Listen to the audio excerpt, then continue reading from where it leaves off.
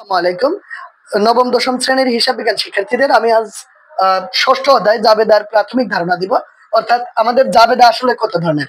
জাবেদা মূলত বিশেষ জাবেদা এবং প্রকৃত জাবেদা দুই ধরনের। তো বিশেষ জাবেদা হচ্ছে আমাদের 9-10 এর ক্লাসে প্রকাশ করা হয়েছে। আর প্রকৃত জাবেদা হচ্ছে উপর লেভেলে যখন যাব, আমরা ইন্টারে যখন যাব তখন এগুলো পাবো। তো আমাদের বিশেষ জাবেদার মধ্যে ক্রয় জাবেদা, যখন আমরা কোনো কিছু ক্রয় করব, নগদে ক্রয় করব, তখন সেটা আসবে আমাদের ক্রয় জাবেদা। সরি, নগদে না, এটা আসবে হলো বাকিতে সকল ক্রয় আসবে ক্রয় জাবেদায়, এবং বিক্রয় জাবেদা আসবে সকল বাকিতে ক্রয়, সকল বাকিতে বিক্রয়। এবং ক্রয় ফেরত জাবেদা, যখন আমি কোনো কিছু ক্রয় করব, যখন সেটা ফেরত দিব তখন সেটা আসবে ক্রয় ফেরত জাবেদা। এবং বিক্রয় ফেরত জাবেদা, যখন কোনো কিছু বিক্রি করার পর যেটা ফেরত আসছে সেটা আসবে বিক্রয় ফেরত জাবেদায়। এবং নগদ টাকা যখন কোনো ব্যবসায়ের ক্ষেত্রে প্রাপ্তি হবে তখন সেটা হবে নগদ প্রাপ্তি জাবেদা।